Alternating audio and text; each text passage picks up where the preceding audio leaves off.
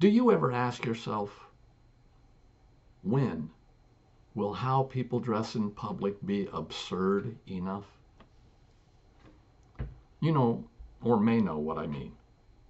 Young and now older men walking around with pants that are halfway down their backsides and front sides, that require contorted gaits and regular tugs to keep their pants from falling to the ground. Young and now older women dressed for the beach when they go to work or to school.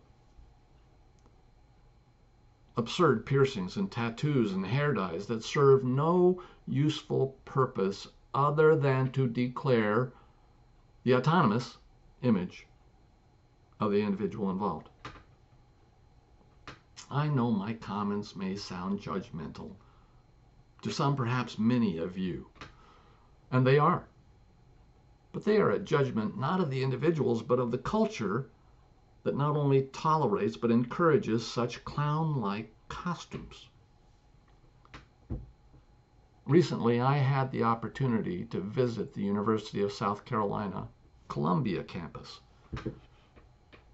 I was on campus to attend and present an award to an outstanding NROTC cadet graduating with a mechanical engineering degree and soon to commission as an ensign in the U.S. Navy. The ceremony in Russell House went well, and spending time with the cadets and the leadership and staff of the battalion was a great experience for me and for my wife.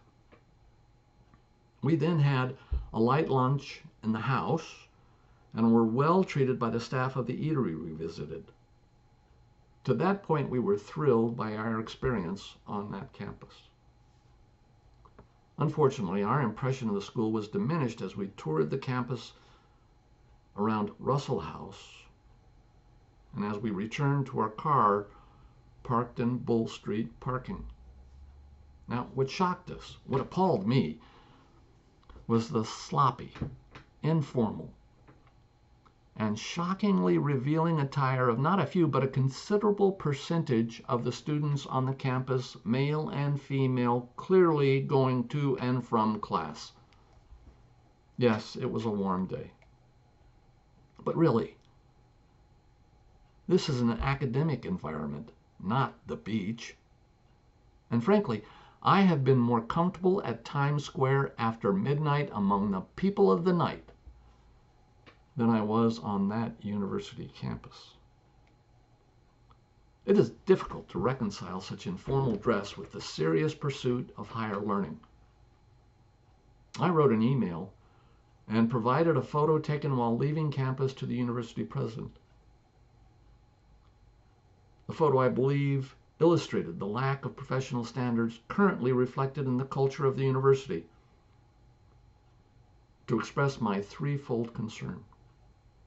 Interestingly, and perhaps the topic of future podcasts, I shared the picture with a feminist friend whose response was to declare that I was a pedophile or a predator, and that violation of women's autonomy by codes was simply misogyny and male entitlement.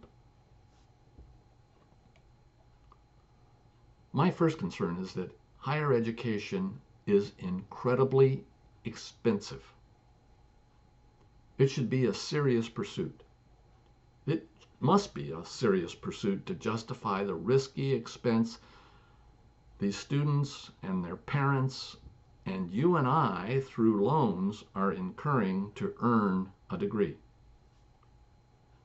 But the prevailing environment of sloppiness and spring break, reflected by the appearance of those we saw on that campus, causes me to seriously doubt that the education they are paying for will make these students truly exceptional. And exceptional is the only acceptable outcome for such a monumental investment. My second concern is rooted at the intersection of individual autonomy, rights, and civic duties. I am more libertarian than most, so I do not desire government or administrative regulation. To me, the better solution is to educate and inculcate all residents of the community, in this case the university community, staff, faculty, and students, a sense of professionalism and civic virtue that would serve this university, but frankly any community and any family, well. I ask that the president and the student government consider whether the current culture reflects a diminished sense of social responsibility that the university, as an institution and as a community, holds toward its community members. See, I'm convinced that a prudent and caring community considers the impact of individual choices on collective well-being. My third concern is that if even a small number of individuals use their personal autonomy in a way that intentionally or otherwise manipulates the social environment for intended or unintended advantage, or creates a lack of professional boundaries intentionally or unintentionally, or creates tension for any community member that leads to wrongdoing, intentionally or unintentionally, the community, the institution, the university has a role to play. But also culpable are the parents and guardians and educators and all others who failed to teach these young people how to balance personal autonomy with social duty.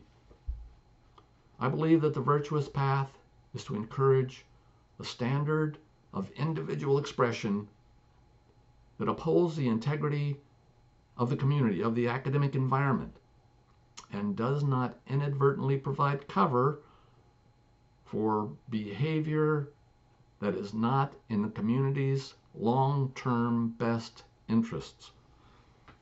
Armed with foreknowledge of these potential impacts, I would hope the community, the student body in this case, might be encouraged to choose a standard that reflects the dignity of the institution, of the community, of the University of South Carolina, and warrants the tremendous investment that the students, faculty, staff, and parents are making. This I believe. Aloha.